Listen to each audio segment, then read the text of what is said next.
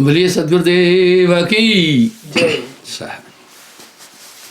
सेवा सुमरण सार है, दूजा सभई असार। यहां साहब कह रहे सेवा और सुमरण सार है, दूजा सभई असार।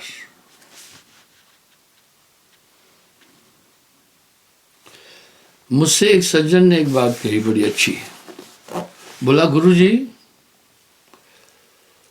मन कैसे बस में हो, कृपा करके बताओ। वाह, मन ही के हारे हार हैं, मन ही के जीते जीत। पार ब्रह्म को पाइए मन ही के प्रतीत।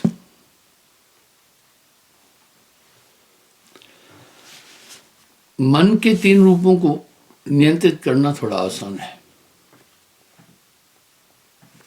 मन के चार रूप हैं, इसकी व्याख्या कई बार दिया हूं। मन, बुद्धि, चित्त, अहंकार, ये चारों एक हैं। जैसे जल के तीन रूप हैं, ठोस, तरल, वाष्प। धातु एक ही है जल, पर बर्फ अलग काम करती है, वाष्प अलग काम करती है और जल अलग काम करता है। जब ये मन संकल्प करता है, इसकी संज्ञा मन है। जब ये निश्चय करता है, इसी मन को बुद्धि कहते हैं।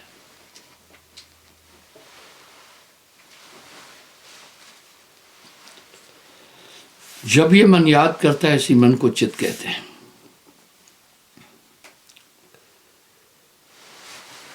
जब ये क्रिया करता है, यही मन अहंकार कहलाता है। अहंकार क्रिया का नाम है। आदमी गाहे बजाए बमुश्किल इच्छाओं का निरोध कर लेता है, पर वो भी बहुत मुश्किल है। मन के किसी भी रूप को पकड़ना मुश्किल है। प्रमाण साफ साफ मिलता है। क्या बात है साहिब की वाणी में। कितने तपसी तप कर डारे, काया डारी गारा, गृह छोड़ भय सन्यासी, देव न पावत पारा।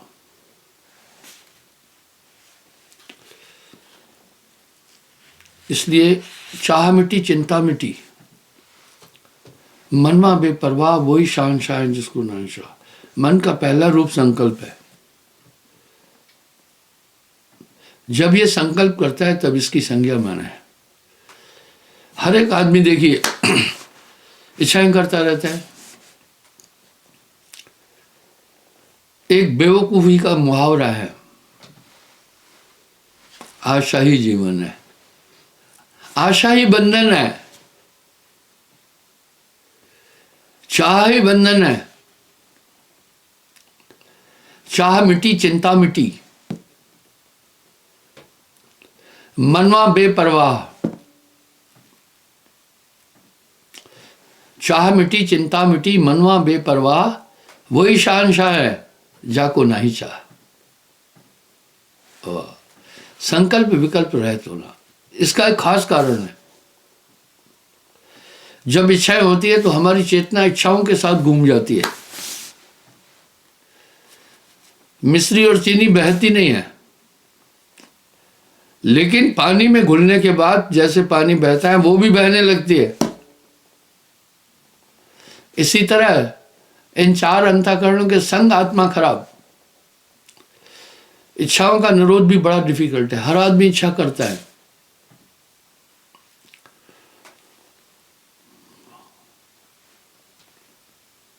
काम काम सबको कहे, काम न चीने कोई, जेती मन की कल्पना काम कहा विषय।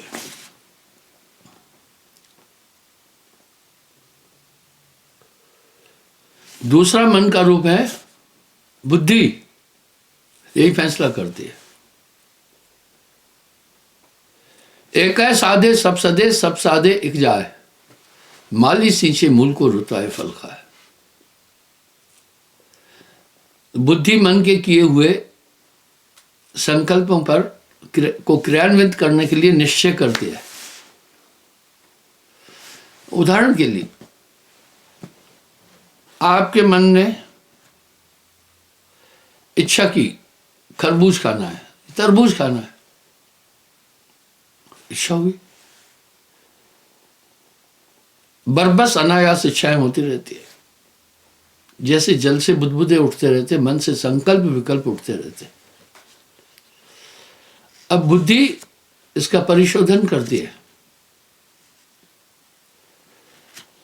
बुद्धि निश्चय करती है मन की उस कल्पना पर कि अभी तरबूज का मौसम है या नहीं, और तरबूज को खरीदने के पास हमारे पास द्रव्य है या नहीं, पैसा है या नहीं।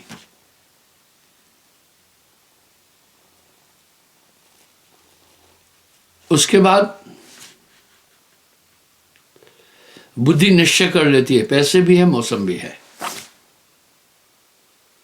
अब इसका सहायक कौन है? एक सिस्टम से काम हो रहा है, चित्त। चित्त का क्या काम है? चित्त बताएगा कहां खरबूज मिल सकता है, क्योंकि चित्त सभी चीजों को अपने अंदर समेटता है। आपकी माँ है, ये भी चित्त बता रहा है, पिताजी है, ये भी चित्त बता रहा है, भाई है, ये भी चित्त बता रहा है। ये सब चीजें चित्त बताते हैं।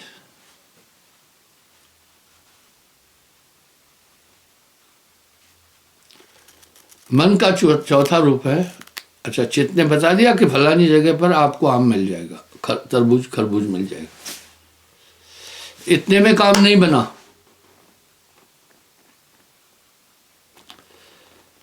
इतने में काम नहीं बना, इतने में तरबूज आपके पास नहीं पहुंचा।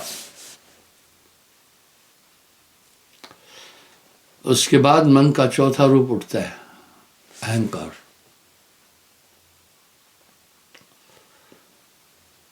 क्रिया का नाम अहंकार है। जब अहंकार उठा तब आप उठते हैं, चल करके जहां तरबूज मिलता है वहां पहुंचते हैं।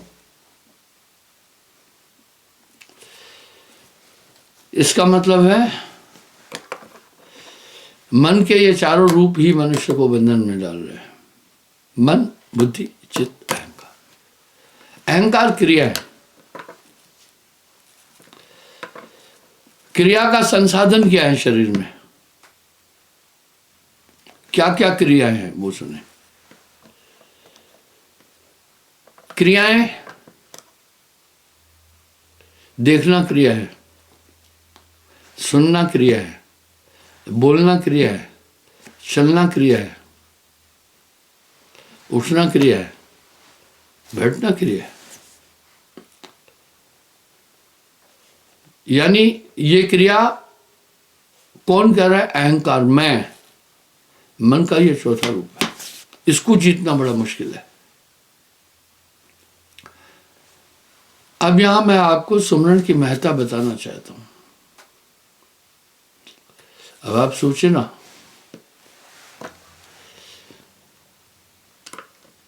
बनत बनत बन जाई सुमरन। इन चारों को रोक देता है सुमरन।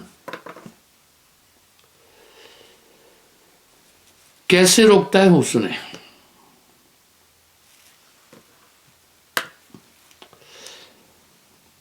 तभी तो सुमरन पर साहब ने बहुत शब्द कहे हैं।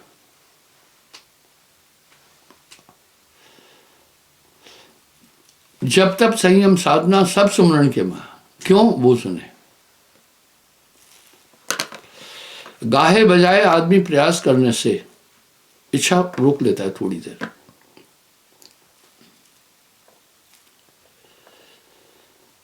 और बुद्धि को भी स्टॉप कर लेता है। बड़ी मुश्किल है, लेकिन इतना आसान नहीं। सूलियों पर शेष पिया की कैसे मिलना होए। सूलियों पर शेष पिया की कैसे मिलना हो। अब जीवत मरिए भवजल तरिए, इसी संसर्ग में आ जाता है।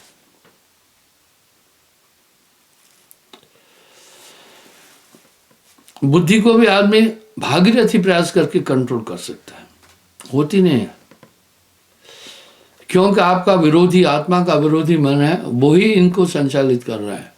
उसका एक ही लक्ष्य है, आत्मा को संसार में उलझाना।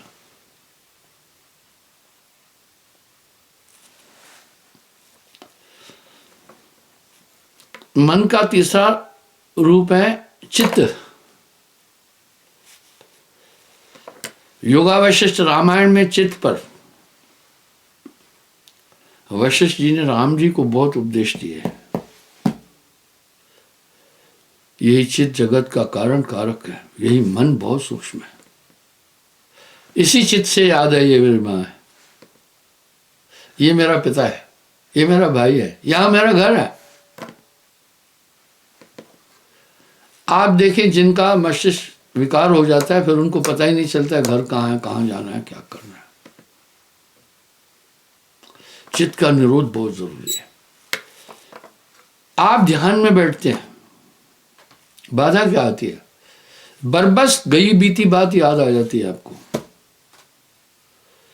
जब आप ध्यान में बैठे उस समय आपका पर्पस ये नहीं था, मंतव्य ये नहीं था कि आप कुछ बातें याद करें।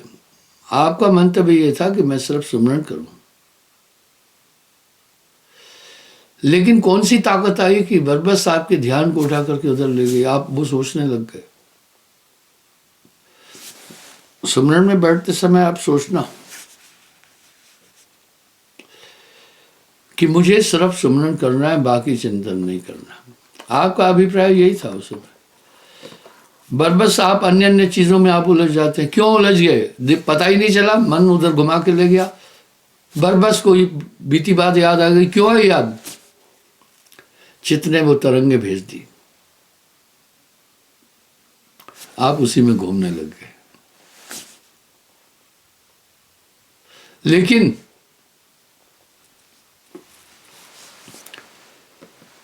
भागीरथी प्रयास करने के बाद भी चित्त को कंट्रोल मुश्किल होता है। कर लिया।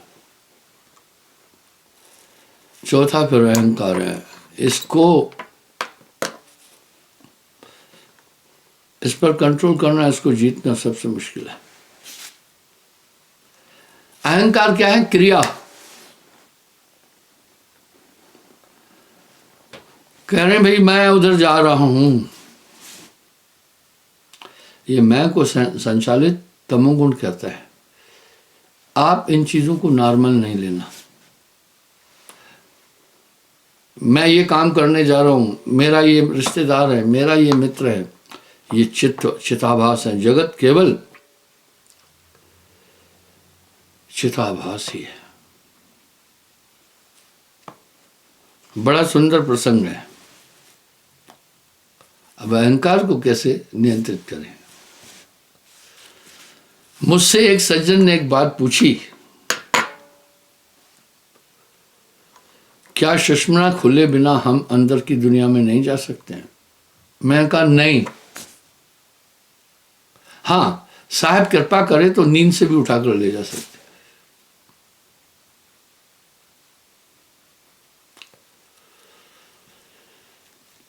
वासुदेव कृष्ण का एक शब्द है,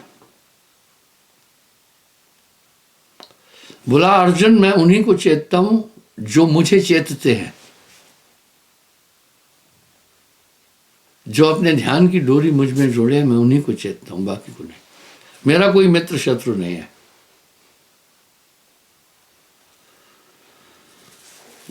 हरि काहू के मित्र नहीं, नहीं काहू के शत्रु। इस तरह मैंने कहा जब तक आदमी सुषुम्ना नहीं खुलती है तब तक आंतरिक जगत की अनुभूति नहीं कर पाता है। वजह सुने, जब तक मन की क्रियाएं हो सकती है आप कभी भी आत्मनिष्ठ नहीं हो सकते हैं। शुद्ध चेतना ही आत्मा है। जब आप संकल्प विकल्प क्रियाएं कर रहे हैं, मन बुद्धि चित्त अहंकार से कार्य ले रहे हैं, तो फिर आप आत्मा में नहीं है।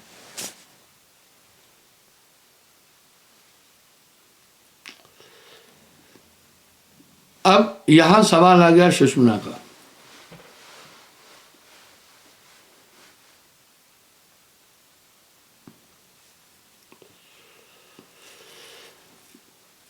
बहुत सारे लोग सुषुम्ना का जिक्र करते हैं, कई पंथ भी कहते हैं और हवाला भी देते हैं साहब का।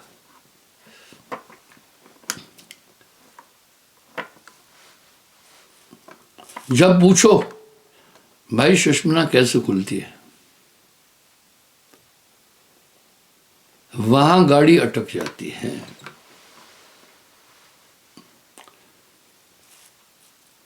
जब सुषुम्ना में पहुंच जाता है तो शरीर में श्वासों की सप्लाई बंद हो जाती है। कितना भी हिम्मती आदमी हो,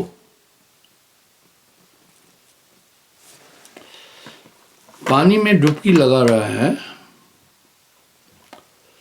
तो आदमी 30 से 35 सेकंड श्वास रोक सकता है। मैंने ये प्रैक्टिकल लाइव कराए हैं कई बार। सत्संग में हजारों लोग बैठते हैं, मैं कहता हूं भाई श्वास को बंद कर दो और नहीं लेना। मैं घड़ी देखता रहता हूं, कोई 20 सेकंड में ही नाक छोड़ देते हैं, कोई 25 में, कोई 30 में, मैक्सिमम 35 में 90% छोड़ देते हैं। थोड़े थोड़े 40-45 तक पहुंचते हैं।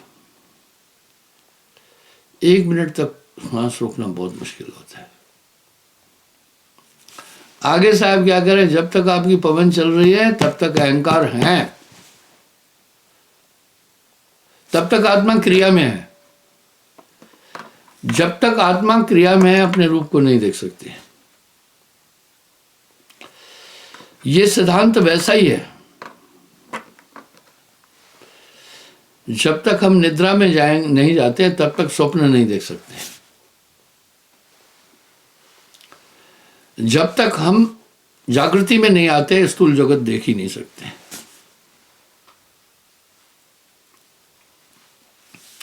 इसी तरह आत्मा क्रिया में उलझ गई है। सबसे बड़ी क्रिया, अहम क्रिया क्या है, देखिए वो सुनिए। अहम क्रिया की तरफ चलना हमारे शरीर के लिए काफी चीजें जरूरी है। भोजन जरूरी है, जल जरूरी है, नींद जरूरी है, श्वास लेना जरूरी है। लेकिन भोजन आदमी कुछ समय तक छोड़ सकता है।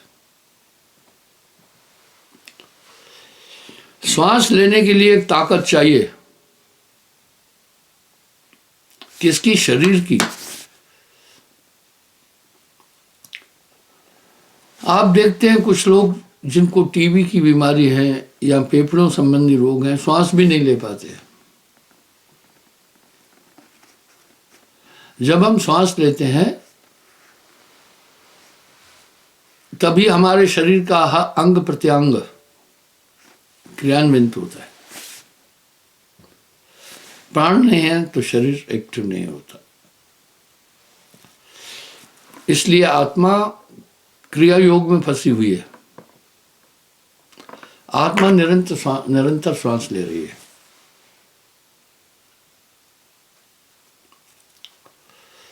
यहां मैं साहब का एक शब्द दोहराऊंगा,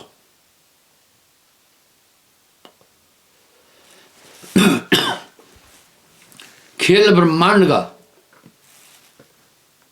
पिंड में देखिए। खेल ब्रह्मांड का पिंड में देखिया, जगत की भ्रमणा दूर भागी, बाहरा भीतरा एक आकाशवत, सुषुम्ना डोरते हैं जाए लगी। पवन को पलटकर शून्य में घर किया। बस यहीं, आगे मैं ये पूरा शब्द नहीं बोलूंगा, यहीं चलता हूं। आत्मा क्रिया में उलझ गई, देखना भी क्रिया है। लगातार किसी चीज को देखते रहो तो आंखें थकती है। सुनना भी क्रिया है, बोलना भी क्रिया है, उठना भी क्रिया है, बैठना भी क्रिया है, और लेटना भी क्रिया है। कहने का मतलब है आदमी क्रिया से कभी बाहर नहीं निकलता। जहां क्रिया आई वहां आत्मा माया में फंस गई। तभी तो वेद का एक श्लोक है, कितना सार्थक है। प्राणेन धरेत जीवेशु, ये आत्मा प्राणों को धारण करते ही जीव बन जाती है। तो ईंडा और पिंगला, मैं ईंडा दहने पिंगला मध्य सुषमना हुई। क्या सुषमना का रहस्य है वो भी सुने। स्वाभाविक एक रवायत हो गई है, हम श्वास नाभि में पहुंचा रहे हैं।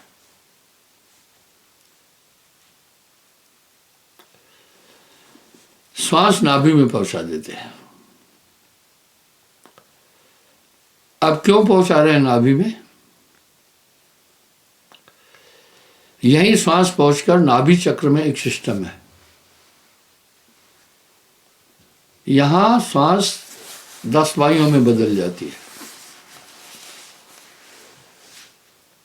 अपान, समान, प्राण, सर्वतन, व्यान, देवतत, कृकिल, जम्भाई आदि सबल। अब ये किसने पहुंचाई? उस श्वास के साथ में जो ली गई वो आत्मा प्राणों में मिल गई, वो भी बॉडी में पहुंच जाती है। और ये 10 वायुएं शरीर में अलग अलग काम करती है। इस पर कई बार व्याख्या दी है मैंने। बॉडी एक्टिव हुई। इस सिद्धांत को हम सब शरीरधारी मनुष्य मानते हैं कि आत्मा की शक्ति से शरीर चलता है। पर कुछ लोग अज्ञानवश कहते हैं आत्मा दिखती नहीं है, लेकिन आत्मा शरीर को चला रही है। हम ये नहीं देख सकते शरीर कैसे चल रहा है? हमारा शरीर है, ये बल्ब जल रहा है, हम जान नहीं सकते कैसे जल रहा है। एक ऊर्जा आई, ऊर्जा कहां से आई? बटन से आई। बटन ऊर्जा का स्रोत नहीं है। ऊर्जा पावर लाइन से आई। उसमें कहां से आई? ट्रांसफार्मर से वो लाइन बिजली कलेक्ट किया। ट्रांसफार्मर ही सब कुछ है क्या? वो एक यंत्र है। वहां ट्रांसफार्मर में पावर कहां से आया? ट्रांसफार्मर में पावर आ गया ग्रिड स्टेशन से। भाई ग्रिड स्टेशन के पास पावर आया कहां से? आप देख रहे हैं ग्रिड स्टेशनों के साथ में बड़े ऊंचे ऊंचे पाइलोन हैं जिनमें हजारों, कई हजार वोल्टेज पावर है। अब पाइलोन में पावर कहां से आ गया?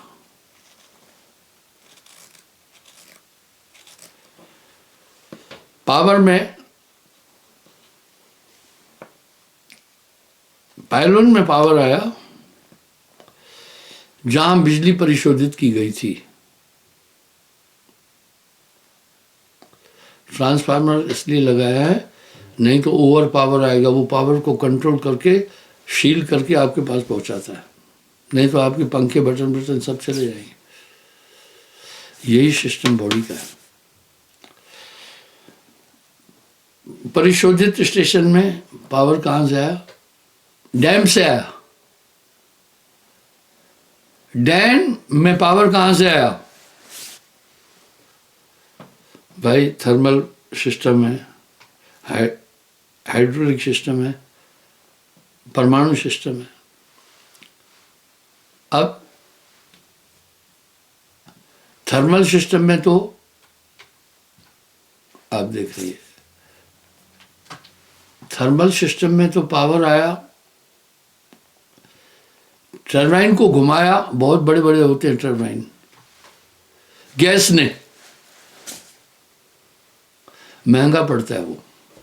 हाइड्रोलिक में क्या हुआ, नदी का पानी तेजी से ऊपर से नीचे फेंका, जहां पायलोन लगाया नीचे 100-150 फीट नीचे, उसके नीचे पंखे हैं। टरबाइन में मैग्नेटिक सिस्टम ऐसे हैं कि जब घूमता है पत्तियां आपस में टकराती है। सलाल डैम में एक इंजीनियर मेरा सत्संगी था, वो मुझे वो पूरा सिस्टम दिखाया था।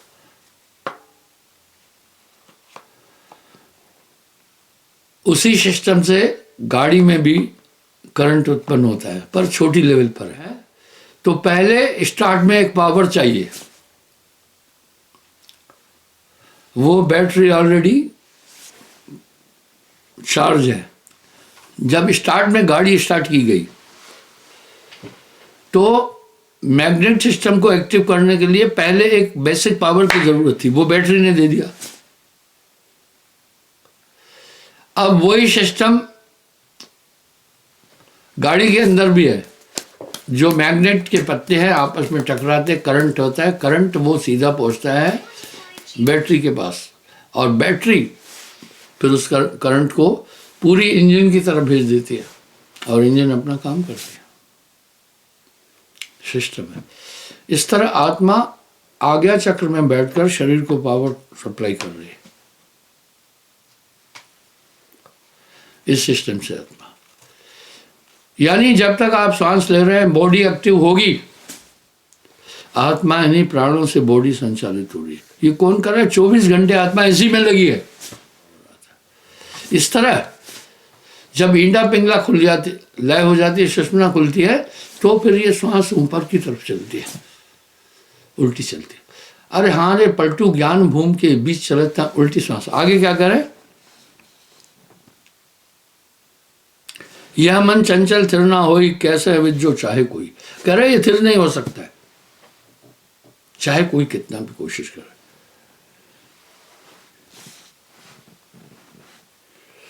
ज्यो ज्यो पवन चले झकझोले, त्यों त्यों मनवा 10 दिश डोले। अब कह रहे हैं जैसे ही पवन चलती है तब मन एक्टिव होता है। क्या बात है! सांस सूरत के मध्य में कभी न न्यारा होए, ऐसा साक्षी रूप है सूरत नरत से जो है।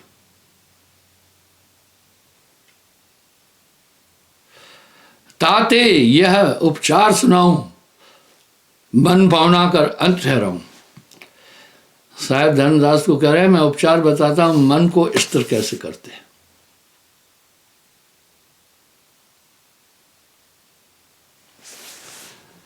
मन पावना ले त्रिकुटी लेखे, अक्षर सूरत अमीरस चाखे।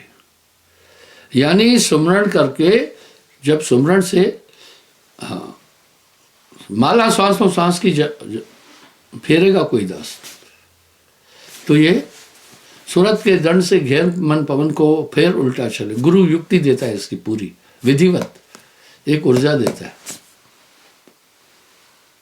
किताबों में तो लिखा हुआ है ज्ञान, लेकिन अध्यापक की क्या जरूरत पड़ गई? बच्चों को वो अच्छी तरह से एक्सप्लेन करके, इजी करके समझा देता है, इसलिए अध्यापक की जरूरत पड़ी। गुरु की भी इस तरह अध्यात्म में जरूरत पड़ती है, एक ऊर्जा देता है। जो लो पवन रहत ना हुई, तब लग मन अस्त्र नहीं हुई। देखो क्या करें, जब तक पवन स्थिर नहीं हुई, मन स्थिर नहीं हो सकता।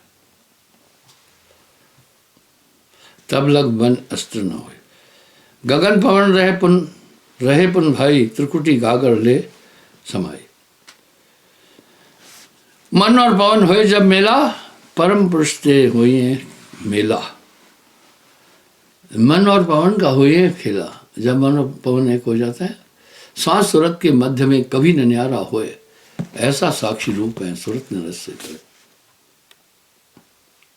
ना कहूं आवे ना कहीं जाए, तभी मनवा सहज ठहराए। यहीं पर ही सुमरण की महत्ता है। सुमरण सूरत संभाल कर मुख से कुछ ना बोल। मुझसे एक आदमी ने एक सवाल पूछा। तर्क बुरी चीज नहीं है, कुतर्क खराब है। उसने पूछा क्या भगवान इतने हल्के हैं क्या? तोते की तरह हम रटते रहे भगवान भगवान भगवान भगवान भगवान, तब वो खुश हो जाता है? नहीं बोला नहीं, ऐसा नहीं है। वो सुमरण एकाग्र होने का एक आयाम है। जब हम एकाग्र हो जाते हैं तो अंतर्दृष्टि से पूरी शक्तियां अपने अंदर देख लेते हैं। वो इन स्थूल आंखों से नहीं जाना जा सकता। ऐसी व्याख्या तो श्रीमद् गीता में है, रामचरितमानस में है। इसलिए जब तब संयम साधना सब सुमरण के माँ, कबीर जाने संत जन सुमरण सब कुछ ना। क्षमा चाहता हूँ, धन्यवाद। कल फिर मैं हाजिर हो जाऊंगा साहब।